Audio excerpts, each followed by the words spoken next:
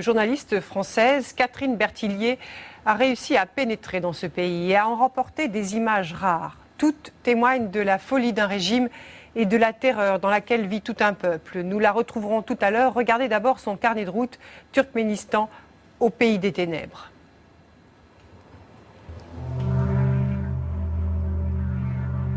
Le Turkménistan. Inaccessible pour les journalistes, en dehors des rares voyages officiels fortement encadrés. Ces images sont une première. Je vais les tourner grâce à un visa de tourisme de transit, une caméra cachée et un petit caméscope d'amateur. 3 fois par semaine, un imprévisible ferry traverse la mer Caspienne. 12 heures de traversée entre Bakou et les côtes turkmènes, avant de découvrir le port de Turkmenbashi, rebaptisé il y a 5 ans à la gloire du président Niyazov.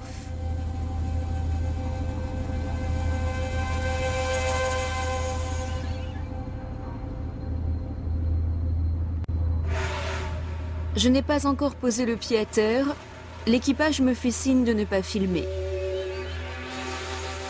Début d'une partie de cache-cache qui va durer 5 jours pour tourner les images que vous allez voir.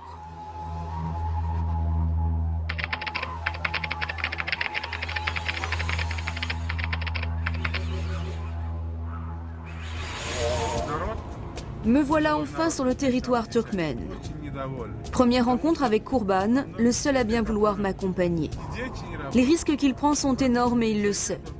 Pour le protéger, j'évite de filmer son visage.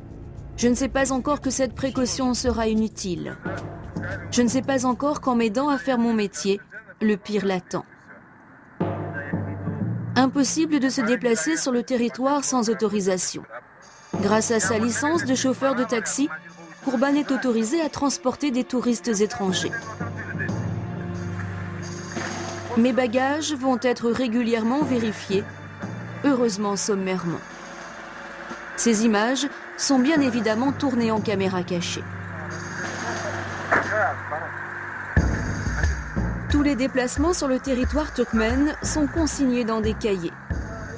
Les autorités vont connaître a posteriori l'itinéraire précis de mon voyage, l'heure et la date de mes passages. Certaines régions sont interdites d'accès, d'autres moins contrôlées. En moyenne, ces barrages routiers sont installés tous les 100 km. Il n'y a pas souvent d'arrestation.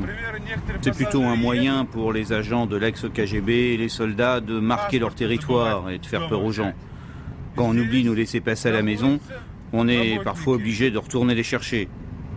Mais la plupart du temps, en fait, les soldats profitent de cette aubaine pour nous faire payer un pot de vin avant de fermer les yeux. On sait que les soldats ne mangent pas bien, qu'ils sont affamés et qu'ils gagnent leur vie grâce à ces petits trafics. Tout le monde est au courant de ces pratiques et on s'en débrouille. Pas moins de 7 postes de contrôle nous attendent pour rejoindre la capitale, Ashkabad, à 600 km de là. Cette porte monumentale en symbolise l'entrée. Nous passons d'un coup de la pauvreté à un décor d'opulence. Direction l'hôtel, un bâtiment tout neuf construit selon les normes occidentales pour accueillir les rares touristes. Kurban m'accompagne pour vérifier un détail indispensable, une précaution devenue quotidienne dans une dictature. La présence de micros cachés.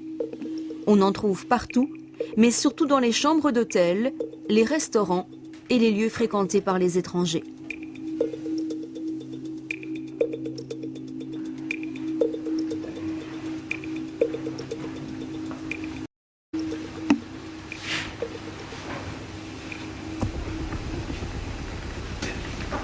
La ventilation, c'est une planque basique. C'est facile d'y mettre des micros. Il y a un conduit électrique, un interrupteur. Mais là, non, ils n'ont rien mis.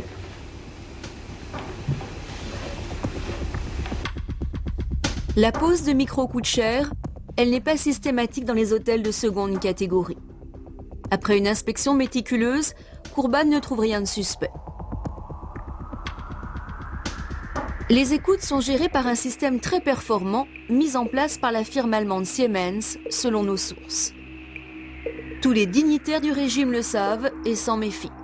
Comme Orazov, à l'époque où il était directeur de la Banque centrale du Turkménistan.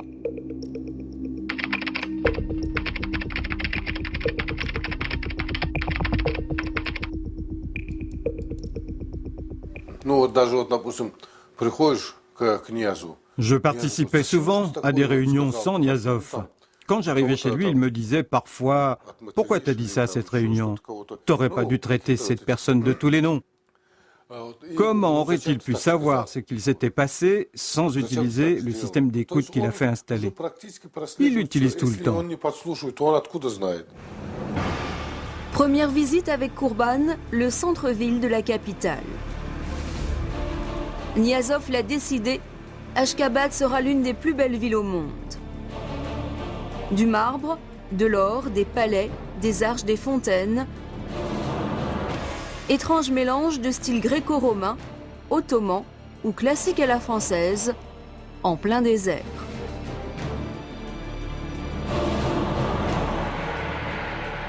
Une ville construite à la gloire du président Niazov.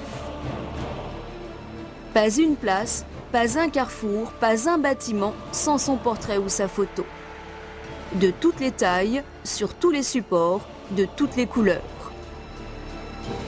Le comble du narcissisme est atteint avec cette statue de Niazov, unique au monde dans son genre. La statue pivote sur elle-même en suivant le déplacement du soleil. Il est maintenant midi et le soleil éclaire Niazov en plein visage. Niazov est toujours face au soleil. C'est comme s'il était un astre lumineux pour son peuple. Tous les chantiers de prestige sont livrés clé en main par la firme française Bouygues. Plus d'une trentaine de contrats ont été conclus au Turkménistan entre le géant du BTP et le président Niazov depuis 1991. De quoi tisser de solides liens, décortiqués par le journaliste d'investigation David Garcia. Alors on peut voir à l'écran des extraits de DVD internes du groupe Bouygues que j'ai pu me récupérer via mes sources internes. Ce sont des images à la gloire des constructions de Bouygues au Turkménistan. Et là, on voit notamment les images de la plus grande mosquée d'Asie centrale, la mosquée de Kipchak. C'est le village natal du président turkmène, donc un projet complètement pharaonique, 150 millions de dollars, ce grand monument à la gloire du Turkmenbashi, le petit père des Turkmènes. Les Français ne sont pas les seuls sur place.